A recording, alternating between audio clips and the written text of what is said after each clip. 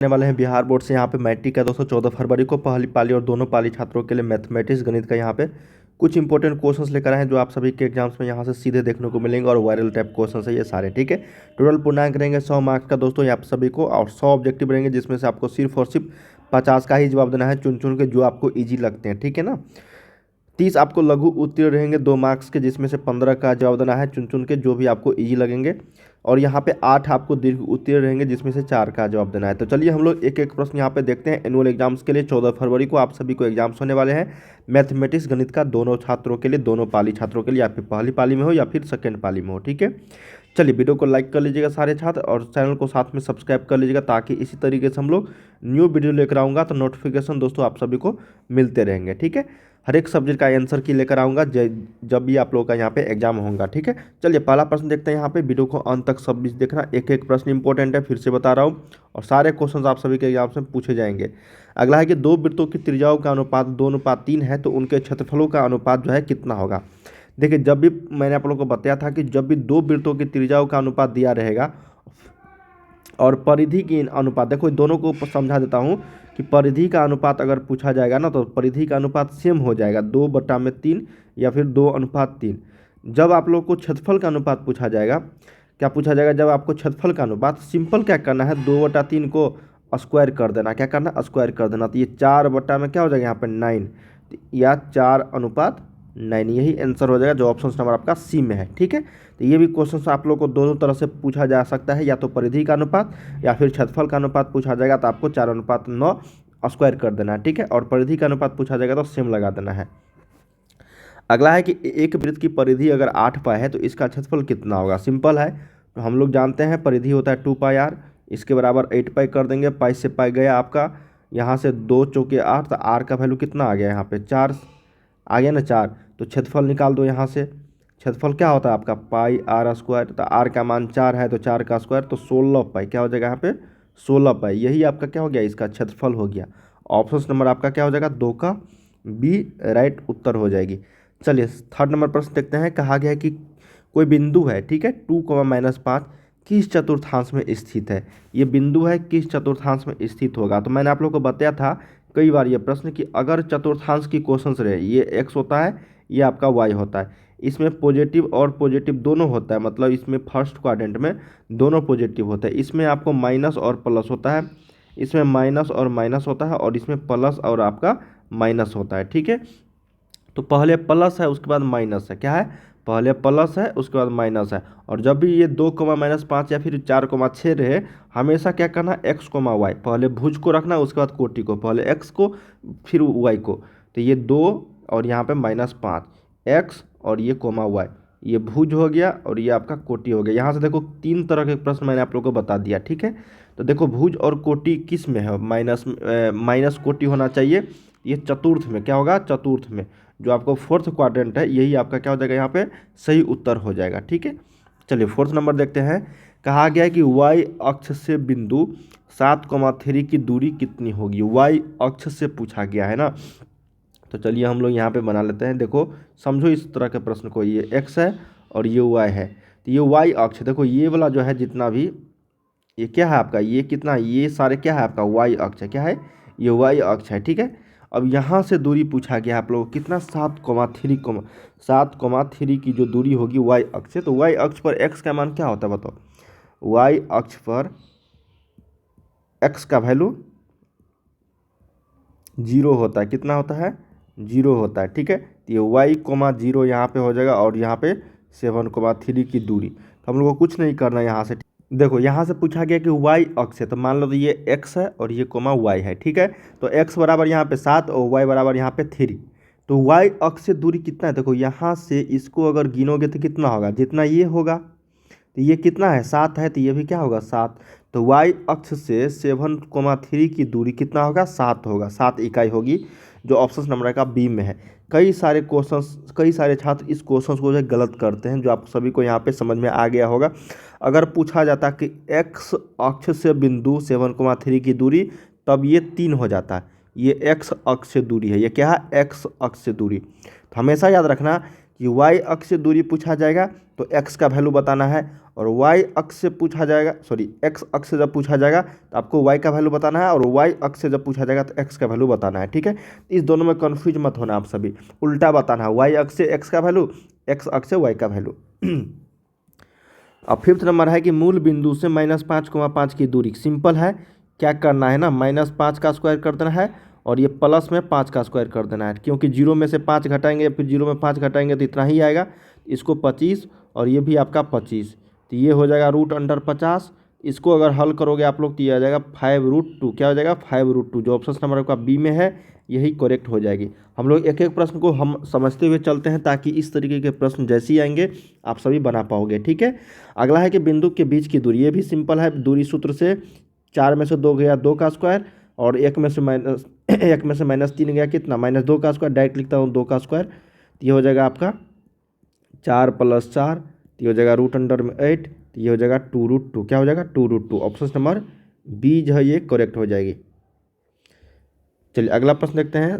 कहा गया कि कोसेक स्क्वायर थीटा गुने ten square theta into cosec cos square theta का मान क्या होगा। तो हम लोग नहीं जानते हैं इसका वैल्यू, हम लोग निकाल सकते हैं ना, 1/sin स्क्वायर थीटा इसको लिख सकते हैं, इसको लिख सकते हैं हम लोग sin स्क्वायर थीटा और बटा में कॉस स्क्वायर थीटा। ठीक है, और इसको कॉस स्क्वायर थीटा को रहने ही देते हैं, तो कॉस स्क्वायर थीटा से कॉस स्क्वायर थीटा गया, sin स्क्वायर थीटा से sin स्क्वायर थीटा गया, तो 1 × 1 कितना हुआ 1 के बराबर, जो ऑप्शन नंबर आपका ए में है यही करेक्ट हो जाएगी।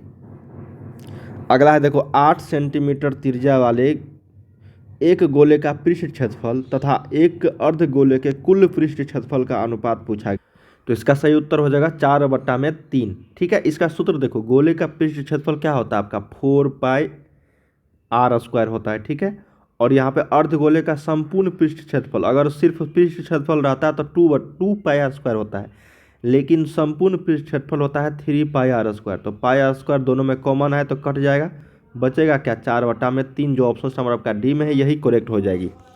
ठीक है, चलिए इसको आप लोग याद रखिएगा, फार्मूला बेस्ड क्वेश्चन था। अगला देखते हैं कि यदि कोई बिंदु ए वाई अक्ष के दाईं ओर 5 इकाई दूरी पर एक्स अक्ष पर स्थित हो तो ए के निर्देशांक होंगे।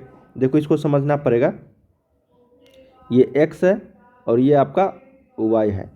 कहा गया है कि कोई बिंदु ए है जो वाई अक्ष के दाईं ओर, तो ये वाई अक्ष हुआ ना, देखो ये आपका वाई अक्ष हुआ, तो इसके दाईं ओर किधर होगा, इधर होगा ना दाईं ओर, और ये होगा आपका बाईं ओर, तो दाईं ओर 5 इकाई दूरी, दाईं ओर 5 इकाई दूरी पर एक्स अक्ष पर स्थित हो। ठीक है, तो ये मान लो कि यहाँ से ये 5 है, ठीक है, तो यहाँ पे ये 5 हो गया, तो इसका जो निर्देशांक होंगे जो सिंपल है, इसका क्या होगा 5,0, तो यहाँ से हम लोग क्या करेंगे ना, ये क्या होगा आपका 5, यहाँ पे 0 हो जाएगा, क्या हो जाएगा यहाँ पे 5,0, ऑप्शन नंबर यहाँ पे क्या हो जाएगा, ऑप्शन नंबर सी हो जाएगा 5,0। ठीक है, अगर यही पूछता बाईं ओर दोस्तों तो ये -5,0 हो जाता, ठीक है ना, एक्स अक्ष पर बोला गया स्थित हो तो 5 यहाँ पे, तो इसका निर्देशांक क्या होगा 5,0, क्योंकि वाई अक्ष की बात नहीं हो रही है यहाँ पे। ठीक है, चलिए 10 नंबर देखते हैं। कहा गया कि 1/2 + 1/3, ये तो सिंपल है कि ए का मान 1/2 है।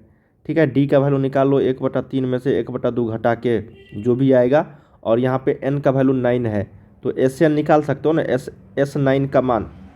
ठीक है, S9 का वैल्यू कितना होगा, यहाँ पे जो भी निकलेगा इसका मान आप लोग को यहाँ पे बता देना है, तो यहाँ पे सही उत्तर हो जाएगा 10 का, ऑप्शन नंबर ए हो जाएगा -3/2, क्या हो जाएगा यहाँ पे -3/2 हो जाएगा यहाँ पे करेक्ट आंसर। ठीक है, इसको आप लोग एक बार देख लीजिएगा, क्योंकि कॉमन डिफरेंस ही माइनस में आ रहा है। ठीक है, कॉमन डिफरेंस जब माइनस में आ रहा था टोटल्स पदों का योगफल भी माइनस में ही आएगा, ऑप्शन नंबर ए के साथ चल रहा है, यहाँ पे एक बार निकाल सकते हो। चलिए 11 नंबर देखते हैं। कहा गया कि cos स्क्वायर ए इंटू में है 1 + tan स्क्वायर ए। ठीक है, इसको भी बना सकते हो आप लोग, क्या होता है देखो ना, ये cos स्क्वायर ए, इसको हम लोग लिख सकते हैं सेक स्क्वायर ए, क्योंकि ये फार्मूला होता है sec square theta minus tan square theta बराबर 1, तो ये इस साइड गया तो बचेगा सेक स्क्वायर थीटा, तो इसको हम लोग लिख सकते हैं, इसका वैल्यू क्या होता है 1 के बराबर, क्यों, क्योंकि cos स्क्वायर ए गुने में 1 इसको लिखेंगे cos स्क्वायर ए, तो ये दोनों आपस में क्या होगा कट जाएगा, तो बचेगा एक ही, तो जो ऑप्शन नंबर आपका सी में है 11 का राइट उत्तर हो जाएगी। चलिए 12 देखते हैं फटाफट, समय कम है आप सभी को, हम लोग इसके बाद 2 नंबर वाले प्रश्न लेकर आने वाले हैं, वीडियो को लाइक कर लीजिएगा सारे। किसी त्रिभुज के सभी निर्देशांकों का सभी बिंदुओं के निर्देशांक इतना दिए गए हैं तो इसके केंद्रक के निर्देशांक होंगे। बहुत ही सिंपल प्रश्न है। मान लो कि ये कोई त्रिभुज है, ठीक है, ABC, और ये आपको केंद्र यहाँ पे मान लेते हैं O है। इसका निर्देशांक पूछा गया क्या होगा, ये मान लेते हैं O का, तो O का निर्देशांक क्या होगा बताओ। काफ़ी सिंपल है ना। तो आप लोग जानते होंगे निर्देशांक कैसे निकाला जाता है, बीच वाला, ठीक है। जब भी आपको कोई बिंदु दिया गया हो, तीनों को जोड़ के आप लोग को 3 से भाग देना है। जैसे यहाँ पे x का वैल्यू निकालनी है, ये होता है x, y मान लेते हैं इसको, तो x, y तो 4 + 0 + 5 बटा में 3, तो ये हो जाएगा 3। और y का वैल्यू निकालनी है तो 6 + 4 + 5 बटा में 3, तो ये हो जाएगा आपका 5 4 9 6 15, 5 हो जाएगा। तो क्या निकला, ओ का वैल्यू 3,5। जो ऑप्शन नंबर आपका बी में है यही करेक्ट हो जाएगी। अगला देखते हैं यहाँ पे, यदि कोई त्रिभुज का निर्देशांक इतना है तो त्रिभुज का क्षेत्रफल क्या होगा। यह भी सिंपल प्रश्न है दोस्तों। मान लेते हैं कि त्रिभुज का क्षेत्रफल निकालना है हम लोग को, ठीक है। तो यहाँ पे क्या होगा बताओ, 1/2 होता है, और यहाँ से हम लोग क्या करेंगे ना, तो A, 0, 0, 0 और 0, B, ठीक है। ये डिटर्मिनेंट से हम लोग यहाँ से निकाल लेंगे, ठीक है ना। इसको ढकेंगे तो ये आपका 0 हो जाएगा, सभी 0 हो जाएगा, फिर 0 0 0 ये सब 0 ये हो जाएगा, ठीक है ना। ठीक है, तो इसको आप लोग जानते हो निकालना। तो हम लोग क्या करेंगे, 1/2 यहाँ पे लिखेंगे। अब देखो ये इसको ढकेंगे A वाले को, ठीक है, और इसको ढकेंगे तो बचेगा सिर्फ और सिर्फ कितना, B बचेगा। तो A इंटू में यहाँ पे B हो जाएगा, और बाकी यहाँ पे 0 0 है तो सभी यहाँ पे 0 और 0 यहाँ पे हो जाएगा, प्लस माइनस करके आप लोग। तो 1/2 और गुने यहाँ पे AB, तो ये हो जाएगा 1/2 AB। यही आपका आंसर हो जाएगा। सिंपल होते हैं, आप लोग निकाल सकते हो। अगला है यहाँ पे 14 नंबर, कहा गया कि यदि कोई त्रिभुज है और दोनों समरूप है, ठीक है, तो इसका परिमाप इतना है और इसका परिमाप इतना है, तो ए बी का मान डी। सिंपल है, हम लोग क्या करेंगे, 30 बट्टा में यहाँ पे 20, सेम है ना दोनों। ए बी यहाँ पे है, डी ई देखो यहाँ पे है, तो ए बी बट्टा में यहाँ पे 12/डी निकाल ले, ठीक है। 0 से 0 गया, 3 चौके 12, डी ई का मान 8 आ गया। कितना आ गया, 8 सेंटीमीटर। जो ऑप्शन नंबर आपका बी में है यही करेक्ट हो जाएगा। सिंपल, बहुत ही सिंपल प्रश्न था ये, काफ़ी सिंपल ये प्रश्न था। ऑप्शन नंबर किसके साथ चलेंगे हम लोग, यहाँ पे डी के साथ चलेंगे, ठीक है। चलिए अगला प्रश्न देखते हैं हम लोग। कहा गया कि यदि कोई किसी बिंदु बाह्य बिंदु से किसी वृत्त पर, मान लेते हैं कि ये कोई आपका वृत्त है, क्या है ये, वृत्त है, ठीक है। हम लोग यहाँ से कोई बिंदु P है, क्या है ये, बिंदु P है। यहाँ से हम लोग क्या करेंगे, PQ और PR रेखा, स्पर्श रेखा खींचेंगे। तो ये मान लेते हैं, और ये आपका ये मान लेते हैं, ये PQ है और ये आपका PR है, और ये आपको मान लेते हैं ये O आपका केंद्र है।